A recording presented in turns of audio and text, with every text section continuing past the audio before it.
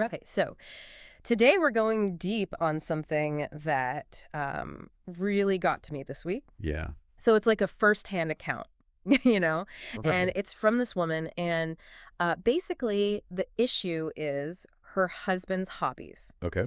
and how expensive they are and the strain that it's putting on their relationship. Oh, interesting. So we're going to try to figure out, is this financial abuse? Right. Is this just a case of harmless fun gone wrong? Yeah, yeah. Like, what are the gender dynamics at play here? Mm. And how do societal expectations, all feed into this? Absolutely. Yeah, it's so interesting how something like hobbies, right, Right. which you think would be like a positive thing, Exactly. could become this like huge point of contention. Yeah. And I think this woman's story is so interesting because it really like taps into all of these anxieties Yeah. we have about like the man cave, Hmm. mentality, this loneliness epidemic that's Yeah. affecting men. Right. And then also like the pressure on women to be the emotional glue holding it all together. It's like all those things colliding. Yeah. Yeah. Yeah. And the thing is, she doesn't hold back at all. Oh, She really puts it all out there. interesting. And it's like, okay, so the husband has this dedicated hobby space, right? Mm-hmm. And she calls it like his sanctuary. Oh, I. Which, I mean, listen, I'm all for having your own space and your hobbies, Yeah. but we're talking like a sim racing setup that costs between like $10,000 and $12,000, My God. plus a Lego set for $680. Wow. So it's not, Not insignificant. no, not at all. You'd have to wonder then about the financial decision-making in a relationship like this. Right, Like, were these conversations, was there any discussion? right. Or did he just, like, go rogue with the credit card? Yeah, she doesn't really say explicitly, No, okay. but you get this feeling that like she was blindsided by a lot of this spending. Yeah. And then on top of that, like his justification That's is the justification. that it's cheaper than the real thing. Oh! Like sim racing is so much cheaper than actually owning and racing a car. Yep. So it's fine. Oh, so that's where it gets really tricky. Yeah. Because, like, on the surface, it sounds logical. Right. But, like, is it truly responsible spending if it's causing all this strain Yes. in the marriage on their finances? Right. Plus, even cheaper versions of really expensive things can add up, Oh, yeah. especially when you have multiple hobbies. Exactly. And this is where she drops this stat that just like hit me. Okay. Women on average spend 90% of their income on their family, Wow. and men spend 30 to 40%. That's a huge. Huge difference. Yeah, those numbers are interesting, Right. and I think they're often cited, but they deserve a little unpacking Of course. because it's an average, right? Right. So it doesn't mean that every single woman spends 90% and every man Yeah. spends 30 to 40% because individual circumstances, Sure, yeah. income disparities, Yeah. all that plays into it. But Sure. it does raise some red flags, right, Yeah. about the power imbalances in relationships, particularly when it comes to money. Especially if one person is controlling the finances. Yes, absolutely. And you definitely get the sense that she feels like he's not really pulling his weight financially. Okay. Like his hobbies are taking priority over like their shared goals Right. and their shared responsibilities as a couple. That's tough. Yeah, and I think the symbolism of that man cave is hard to ignore, Yes. right? It's like his domain, Mm-hmm. his escape, Right. but there's no mention of her personal space. Right. Or her hobbies. Exactly. It's It's just his. it makes you wonder, if it's like a sign of a relationship where his needs come first. Absolutely. Yeah. And then she mentioned something else which just makes it so much more complicated. Oh, She says he's slightly on the spectrum what? and he doesn't have any close friends. Oh, okay. So basically, she's his only source of like social I interaction love it. and emotional support. Right. So it's a very delicate balance, right? Right. Because like we want to be sensitive Right. and acknowledge that, neurodiversity can impact someone's social behavior, For sure. but it's tricky to use it as an excuse Right. for potentially harmful actions. Yes. And I can imagine her feeling very overwhelmed and burdened because she's basically it. Yeah, like carrying the weight of his emotional needs Exactly. on top of this financial strain. Exactly. And it kind of speaks to this like larger lonely male crisis that she mentions. Right. Right. Like, how do men build these Yeah. fulfilling social connections Right. outside of their romantic relationships? Like, what are the healthy ways to do that? Yeah. And this is a huge societal issue. It really is. Yeah. And it feels like so much of this comes back to like men needing healthier coping mechanisms Yeah. and a better understanding of their emotions. Absolutely. So let's talk about like the breaking point Okay. because it's coming. Yeah. She describes this moment where she basically just snaps. Oh. And she just unleashes on him. Oh, no. And she tells him, like, his interests are boring. Wow. He needs a social life. And she even says, like, why did I even marry you? Oh, my gosh. Like, she's just, That's intense. yeah. And you can feel, like, all of that resentment just bubbling to the surface. Years of it. Yes. Just coming out. And, of course, she instantly regrets it. Of course. Like, the words are out there, but the damage is done. Right. So how does he react? Not well. Oh. Not well at all. Yeah. Basically, he shuts down completely, Oh. retreats to the couch, and gives her the silent treatment. So that's classic stonewalling, Yeah. which is a manipulation tactic. Yes. By withdrawing and refusing to engage. Right. He's punishing her. You're expressing her needs. Exactly. Yeah. And it creates this, like, awful cycle of resentment. It just eats away at everything, and as if things couldn't get worse, Oh, no. he drops this bomb. What does he say? He says maybe she should be more like his workaholic father, Oh. who he apparently idolizes. Okay. And then he mentions divorce. Wow. That's That- a power play, right? Like invoking the father, Mhm. this person he admires, to say, like, Right, like, this is acceptable. This Yeah. is how it should be. and you should just deal with it.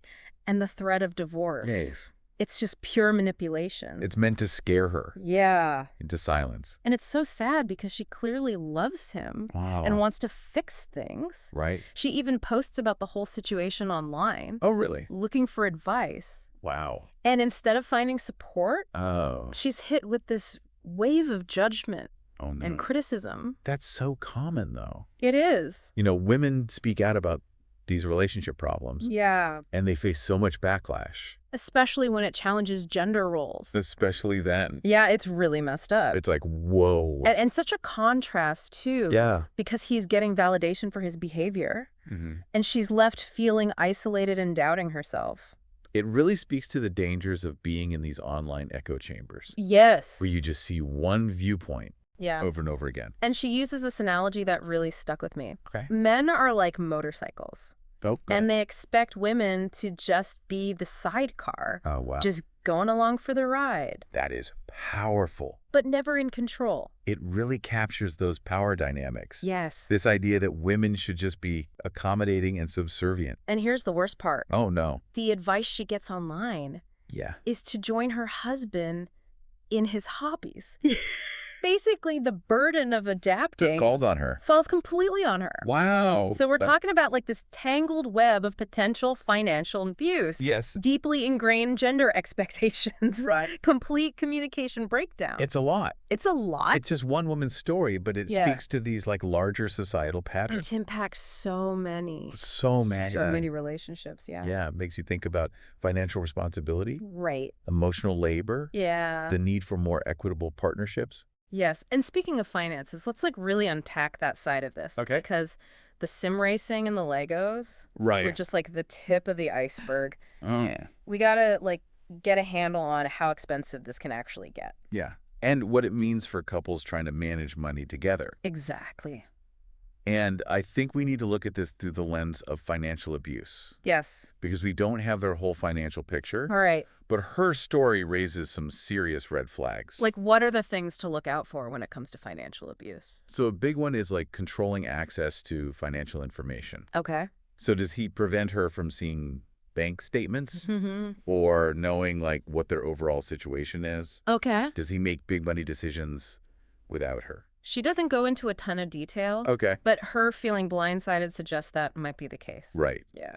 Another red flag is limiting her access to funds. Okay. So does she have her own bank account? Mm-hmm. Does she have control over her own income? It doesn't sound like it. Okay. Because remember that stat she brought up about women spending most of their income Yeah. on their families? Makes you wonder if she has any autonomy at all. Yeah, like, does she have any say? Right. Yeah. And even if she does have access to funds, does he try to control how she spends? Oh, interesting. Like, does he criticize her for her purchases okay. or make her feel guilty? She doesn't mention anything specific like that, Okay. but given the power dynamics we've already seen, Right. I wouldn't be surprised. It's often really insidious. Yeah. Like, it starts subtly with little comments or behaviors, Right. but over time, it really chips away at someone's financial independence and self-esteem. That's scary. Yeah. So if you're listening to this and any of this is like hitting close to home, Yeah. what can you do? First and foremost, trust your gut. Yeah. Like, if something feels off, It probably is. Okay. Talk to someone, Yeah. a friend, family member, a therapist, even a hotline. Okay. There's help available, and you're not alone. And it takes so much courage to speak up. It really does. But it's that first step. To taking back your life Yes. and safety planning is really crucial. Okay. This could be anything from creating a secret stash of money Okay. to identifying a safe place to go, Okay. or even like a code word Oh, yeah. to alert someone Right. that you're in danger. Yeah, these are things that sound like just ideas. Right. But they can be life-saving. They can be. Yeah, and documenting the abuse. Really important. So important. Keep track of everything. Yeah. Bank statements, Yeah. credit card bills, emails, Yeah. text messages, Yeah. anything. Like create that paper trail. Yeah, a record that can't be dismissed. Right. And then rebuilding financial independence. Yeah. That's a process, Yeah. It's a a lot. journey, Yes. but it's such a vital part of healing Right. and empowerment. So that might mean opening your own bank account, Yes. getting a copy of your credit report, Right. seeking financial counseling. Absolutely. It's about taking back control. Yeah, her story is like a reminder that we need to be having these open and honest conversations Yes. about financial abuse. But shouldn't be hidden. No, we need to understand the warning signs Right. and challenge these societal norms Mhm. that allow it to thrive Yes. and create a culture where victims feel supported and empowered to get help. Exactly. And you mentioned societal norms. Yeah. What role do you think gender expectations play in this? Well, it's like he expects her to just be okay with all of this. Right. To be the sidecar while he's off on his motorcycle. Right. Like, her needs and desires are always taking a backseat. Yeah, that's a perfect illustration of how traditional gender roles Right. can create that imbalance of power Right. and leave women vulnerable. To abuse. Yeah, Yeah, it's like a recipe for resentment absolutely. and an unequal partnership. We need to challenge those norms and promote these relationships where both partners have equal say. Right. They share responsibilities Yes. and prioritize each other's well-being. This whole deep dive has been eye-opening for me. I feel that. And it's made me realize how important it is to be aware of these dynamics, Yeah. not just in my own life, Mm. but also in the lives of people I care about. Yeah. Awareness is key. Yes. The more we understand the signs Mhm. and the factors that contribute to it, Right. the better we can create a safer and supportive environment For everyone. for everyone.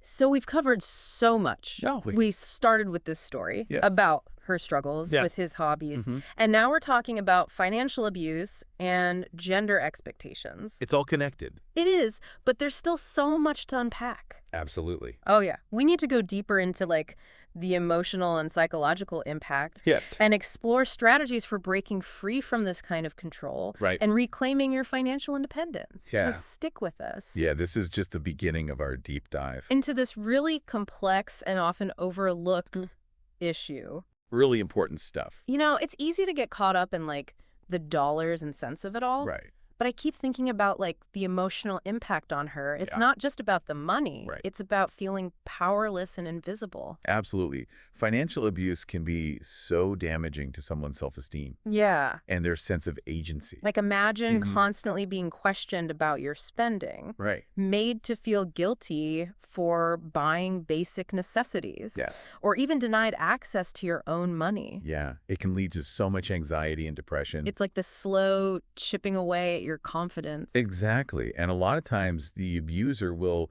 use that financial control Right.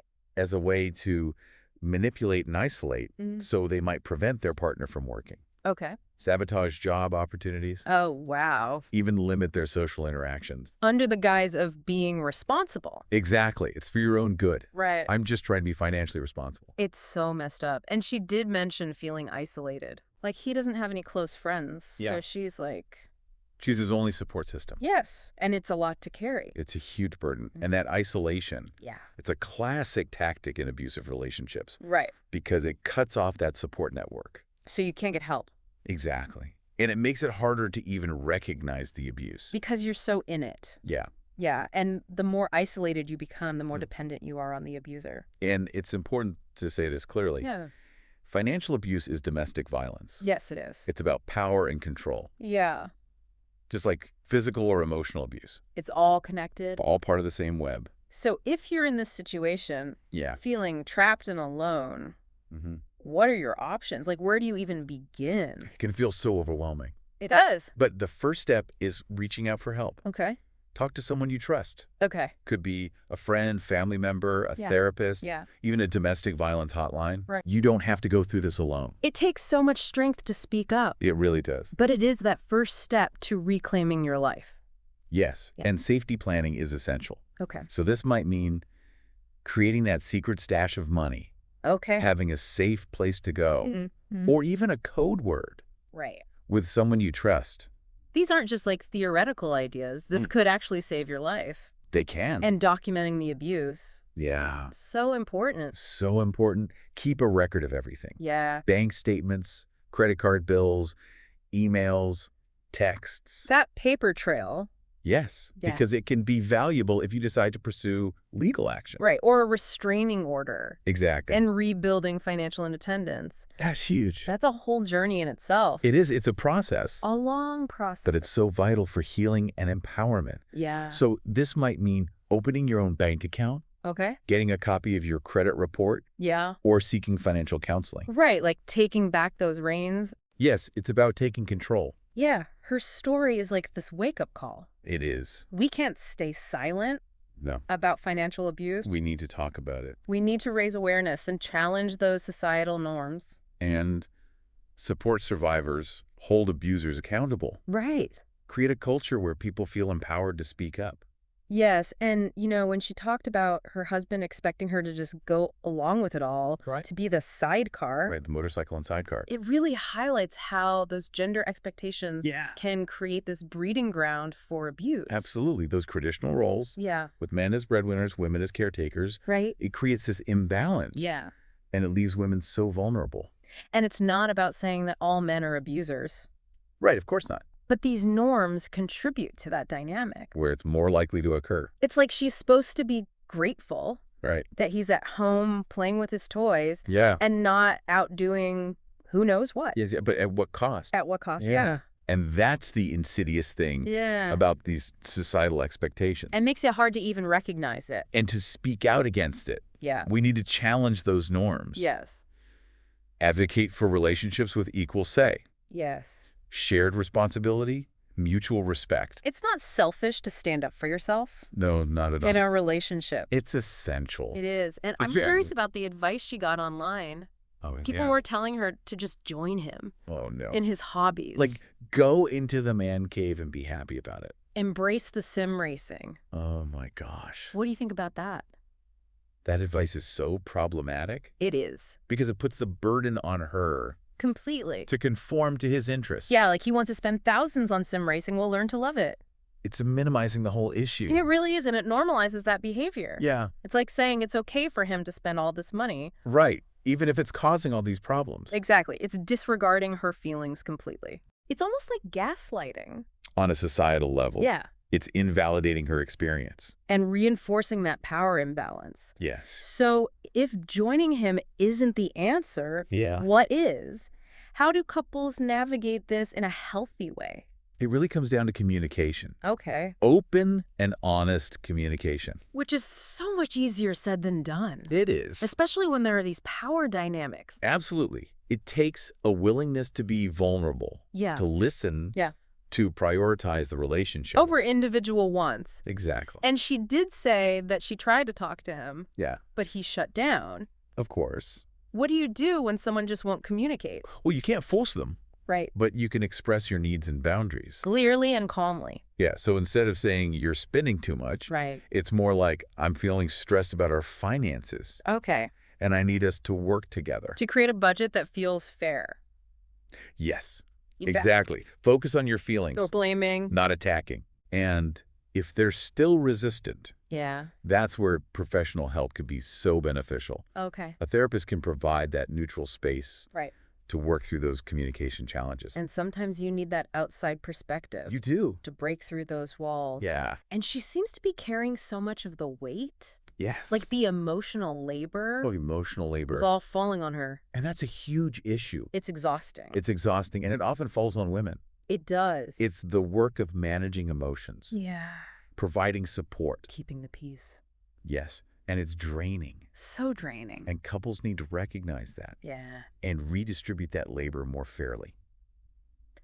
How do you even begin to do that? Start by talking about it. Okay. Like, how is it divided in your relationship? Okay. Who starts the tough conversations? Right. Who's always the peacemaker? Right. Like, who's managing everything? Exactly. And once you've identified those patterns, Yeah.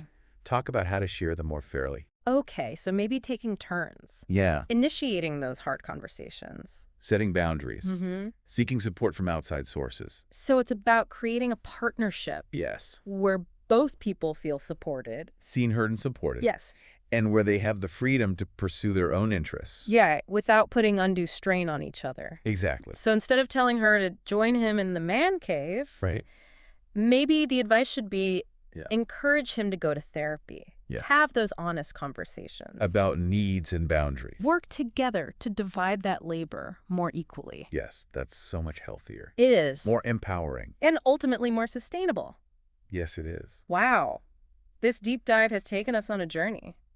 It is. Sim racing and Legos to financial abuse and gender expectations. That's all connected. And it's been heavy, It has. but necessary. It's so important. And it's important to remember Yeah. this is not unique to her. So many people are going through this. And by talking about it, Yeah. we can chip away at the stigma and the shame Absolutely. so people can get help. Yes, and create healthier relationships. We've covered a lot, but we're not done yet. Not even close. In our final segment, Yeah. we're going to tackle the big question. Hit me with it. How can we create a world where hobbies are fun Yeah. and relationships are healthy? I love that question. How do we ditch this whole motorcycle and sidecar thing? We're getting rid of it. It's so outdated. It is time for a new model. Okay, so we spent all this time like unpacking this one relationship, where Yeah. these expensive hobbies are kind of masking these deeper issues. Yeah. Financial abuse, lack of communication. It's a lot. But I'm thinking about like the bigger picture. Yeah. How do we create a world where hobbies stay fun Right. and relationships stay healthy? That's the old... Like, how do we move away from this motorcycle and sidecar dynamic? Right. It feels so... So outdated. Yeah, it's about shifting our whole understanding of partnership. Like moving away from these rigid roles Right. where one person's in charge and the other just follows. Right. Like, both partners need to feel empowered Yes. to make decisions, To voice their concerns. to pursue their passions. Absolutely, without fear of judgment. But that's easier said than done. It is. Because we're battling against like generations Yeah. of ingrained gender roles. And societal expectations. And it can feel overwhelming. It's Like, like- where do you even begin to challenge that?